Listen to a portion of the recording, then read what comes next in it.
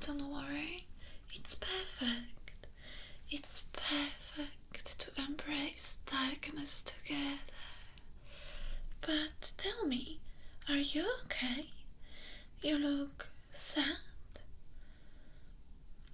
You had a long day. Oh, my sweet prince of darkness, you must be exhausted. Let me help you relax. Let me take care of your beautiful dark soul. Just settle in and don't worry about anything. First, I will make our room nice and cozy, and for that I'm going to use your favorite candle. Let's fill the room with beautiful scent. I also can see that your aura could use some cleansing. Yeah, a lot of negative energies around. Oh, I know, my dark angel. It's because all of these toxic people. I know. Don't worry. I will take care of it. Just try to relax. Everything will be okay.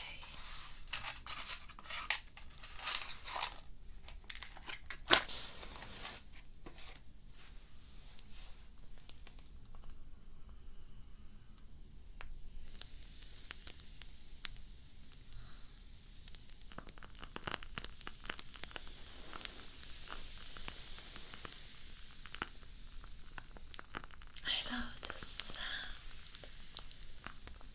So soothing.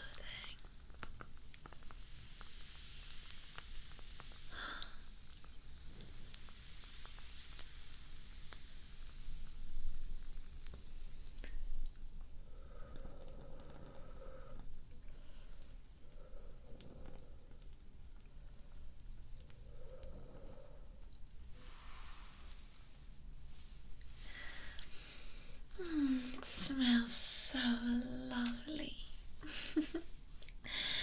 Alright, so first things first, let's remove all of this negativity. No, I don't want that for you. No, you deserve to feel good. Just let me put you to rest. I have incense cones, and I'm going to use it to cleanse your aura. No, you don't need to do anything. No, just relax. Relax your mind, relax your body.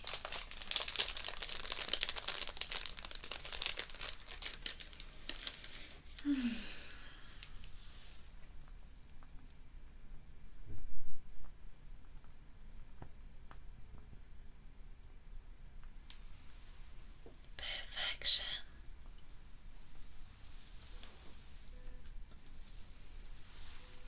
And now focus on the smoke. Release all the negativity, and only positive energies will stay with you. Trust the process, my love. It always works.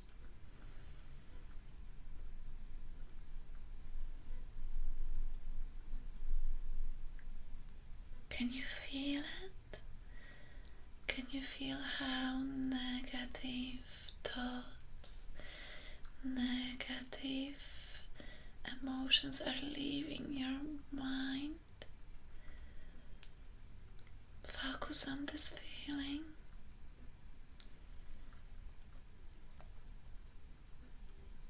I can see it's already working. Yeah, your aura is changing colors.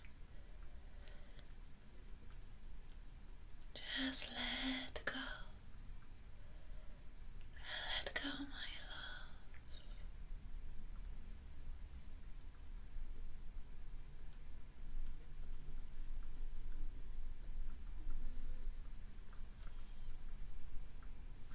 And let me also cleanse this room.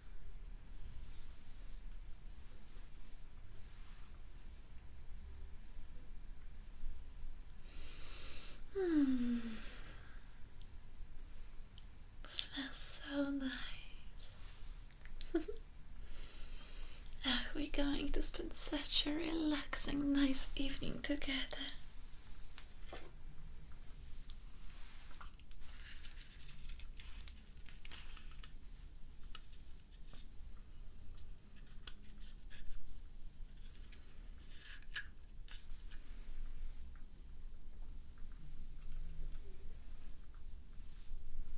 How are you feeling? Are you feeling better? Yes, I told you. I told you it always works.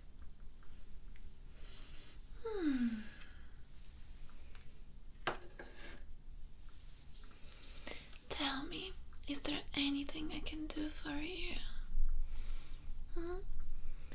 Maybe you need another pillow? Yes?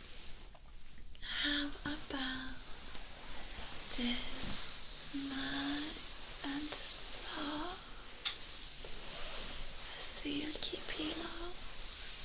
Do you want it? Just let me tuck you in. It's okay, it's okay. You need to rest.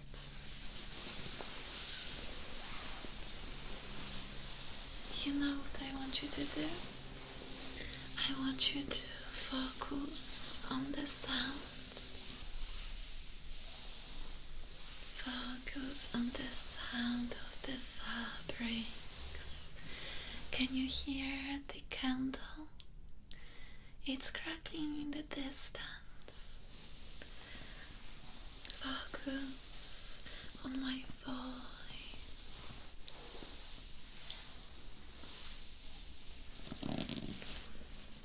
Let me put the pillow behind your head. How is it? Good? Comfortable? Yes? Good, good. Shh. I have something for you. A little present. Look. What do you think about this cute guy? You said that you are very stressed, so I thought you can just squeeze it, and that would help you to release the stress. Just squeeze. Look how smushy he is. Yeah, I think you need something like that for the days where you're overwhelmed. You know what else we can do? Here is a needle, and you can just poke.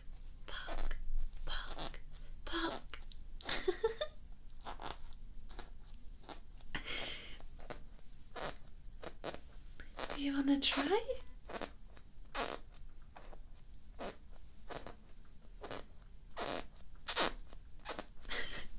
Yes? Oh, you should definitely try it.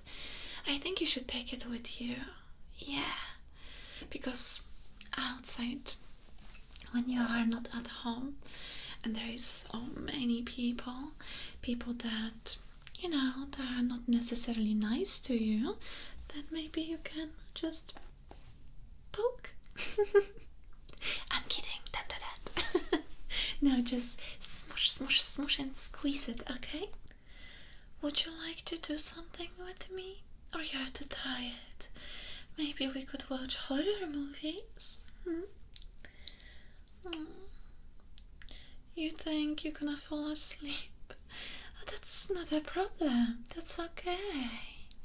Or maybe, instead of watching horror movie, I could read to you. Would you like that? Yes? And then you can just fall asleep whenever you're ready. What books do I have? Well, I have two books that I want to show you. I can read to you about occult. It's the occult book, a chronological journey from alchemy to Wicca. So I can read that.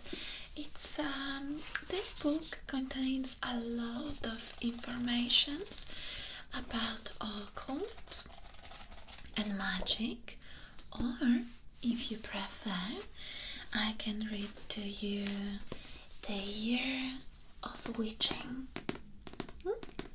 This one is a novel. Yeah.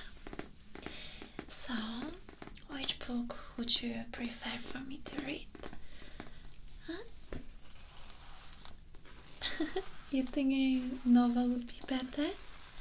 Yeah? Alright. Yeah, of course I can do it. I can do it with pleasure. Yeah. Yes, I have started reading this book, but that's okay. I didn't read many pages, no. So don't worry about it. Yeah, I will start reading it with pleasure from the beginning. Alright, so tell me, are you comfortable? Do you need anything else? Or maybe tea? No, you're good? Oh, my love, my dark prince, my dark angel, you're so precious. Okay, I'm going to make myself a tea and I will be back. Yes, if you fall asleep, that's okay. I'm back with my tea. I see you're still awake. You're waiting. You cannot wait for me to read the book. You're so sweet. If you want, close your eyes and don't feel pressure that you have to stay awake when I read. You can drift off to sleep whenever you are ready, okay?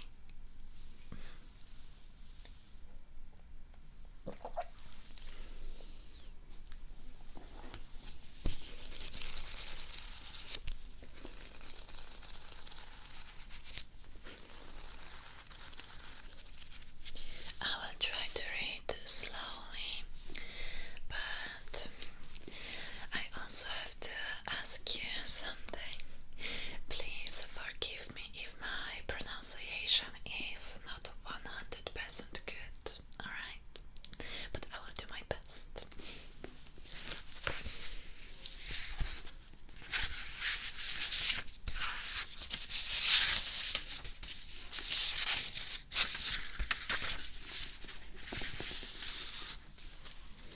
The Beast. She was born Bridge in the deep of night. The midwife, Martha, had to seize her by the ankles and drag her from the womb. She slipped out easy, dropped limp into Martha's arms, and lay still as a stone. The midwife's daughter gave a low groan that bubbled up from her belly. She grasped at the folds of her nightdress, its hem soaked black with blood, but she made no move to reach for her child. Instead, she turned her head, cheek pressed to the tabletop, and stared across the kitchen to the window above sink, gazing into woods. Her name, she demanded, eyes sharp with moonlight. Give me her name. The midwife took the babe, cut her cord, and swaddled her in a scrap of burlap. The child was cold against her breast, and she would have thought her dead if it weren't for the name that rattled at the back of her throat, its flavor bitter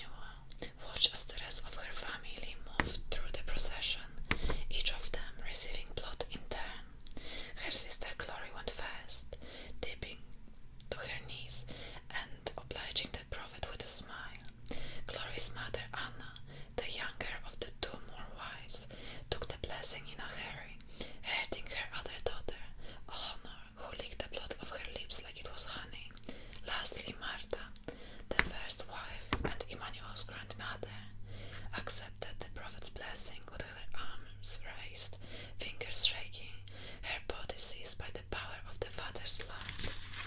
Emmanuel wished she could feel the way her grandmother did, but sitting there in the pew, all she felt was the residual warmth of the lamb's blood on her lips and the incessant drone of her heartbeat. No angels roosted at her shoulders, no spirit or God stared at her. When the last of the congregation was seated, the prophet raised his arms to the rafters and began to pray. Father, we come to thee as servants and followers, eager to thy work. Emmanuel quickly bowed her head and squeezed her eyes shut. There might be those among us who are distant from the faith of our ancestors, numb to the Father's touch and deaf to his voice. On their behalves, I pray for his mercy. I ask that they find solace not in the mother's darkness, but in the light of the Father. At that, Emmanuel cracked one eye open, and for a moment she could have sworn the prophet's gaze was on her. His eyes were wide open at the height of his prayer, staring at her in the gap between bowed heads and shaking shoulders. Their eyes met, and his flicked away. May the Father's kingdom reign. The prophet's flock spoke as one, now and forevermore. Emmanuel lay by the river's edge with her friend Leah, shoulder to shoulder. Both of them drank of the warmth of the midday sun. Yards away, the rest of the congregation gathered in fellowship. Foremost, the shadow of the Sabbath slaughter had already faded to a distant memory. All was peaceful, and the congregation was content to abide in that.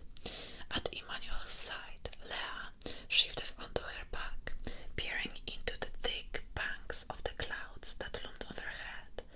She was a vision, dressed in sky blue chiffon, her skirt billowing gently with the breeze. It's a good day, she said, smiling as the wind snatched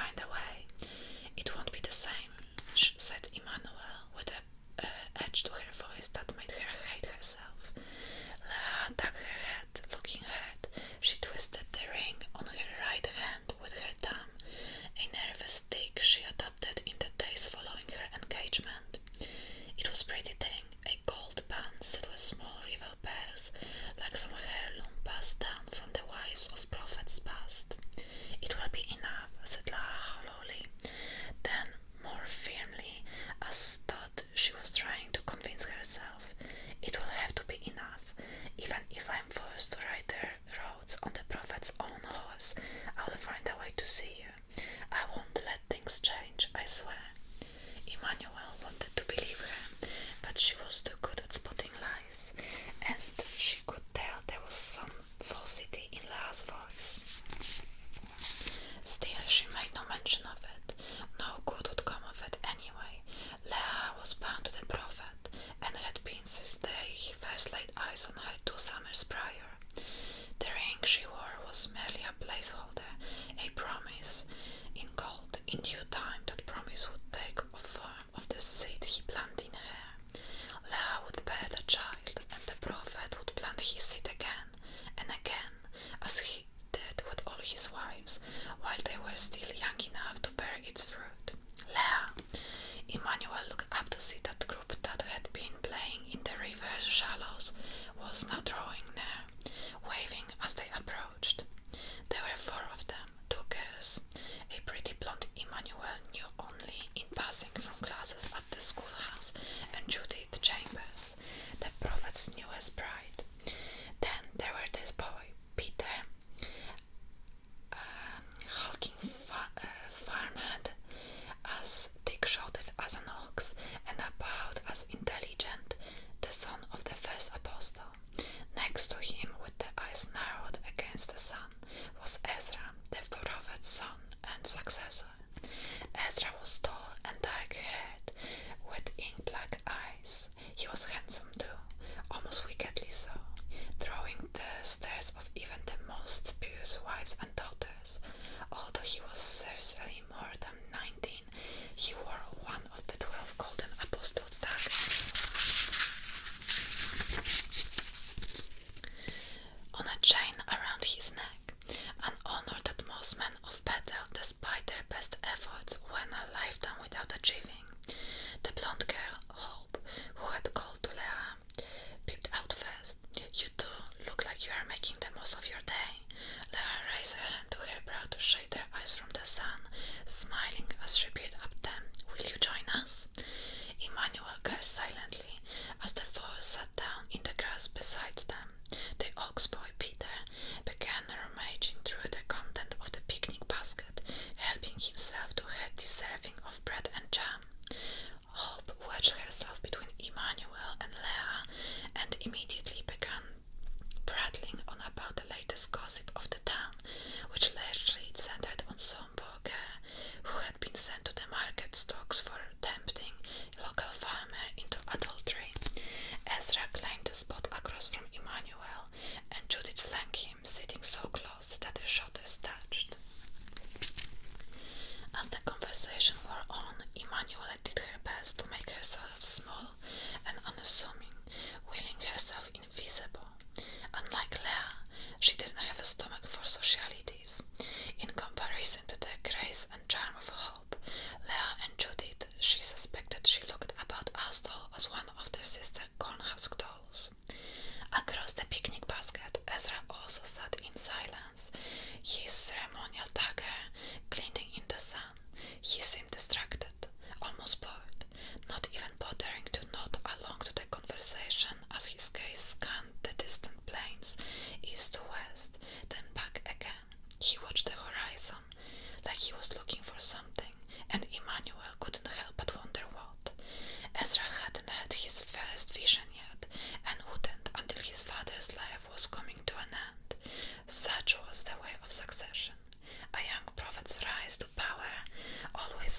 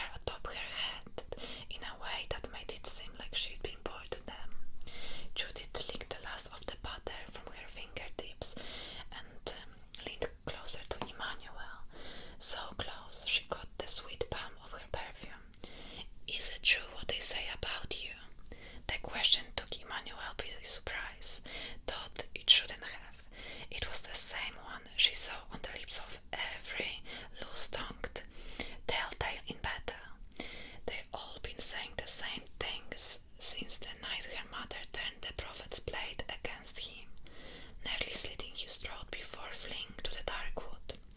They held her name in their mouths like a foul thing that was relished nonetheless. That depends, said Emmanuel, feigning ignorance. What do they say?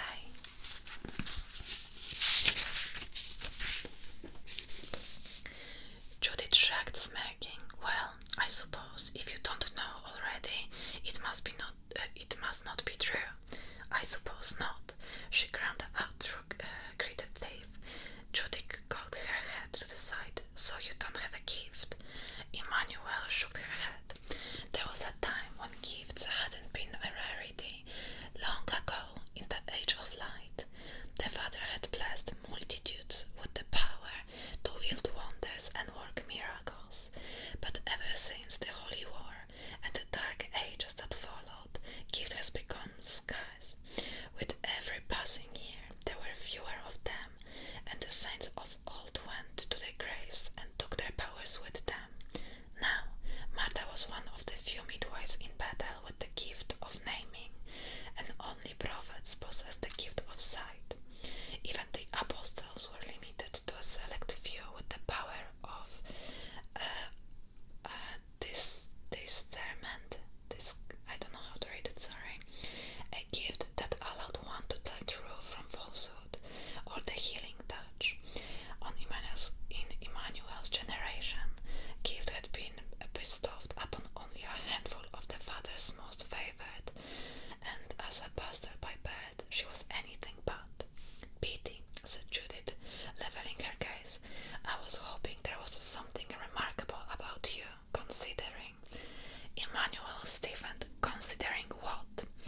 Judith arched a perfect brow, and cruel smile played over her lips. Well, your mother, of course. Emmanuel had known the mention of her mother was coming. It always did, but something about the way Judith said it now doubled the insult, making it sting more than usual.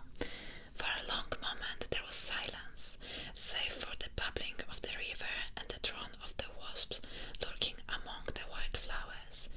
Even the distant chatter of the other churchgoers seemed quiet, lost to the rush of wind in the woodlands. Then, you know, said Emmanuel, when I consider it, I do have a knack for dancing naked in the woods, with the devils, of course. It's hard to find the time, what with all the sheep I shepherd, but when the full moon rises, I do what I can. She smiled brightly at Judith. Like mother, like daughter, I suppose. There was a pause, the hiss of breath drawn. Leah winced as the group fell once again into complete and utter silence. For the first time since he sat down, the prophet's son Ezra turned his attention from the horizon, his eye fixed on Emmanuel. She knew then that she made a mistake, a sinful, foolish mistake made in the heat of anger, a mistake that she would no doubt pay for with a scolding or lashing, or perhaps even a day in the market stocks. But then, to her surprise, Ezra's lips skewed into a lopsided grin, and he began to laugh. It wasn't a mean laugh, but the boisterous kind that comes deep from the belly. His shoulders shook, and his black hair fell across his eyes. After a moment, Peter joined him with a barking bellow that curled across the churchyard and drew stairs from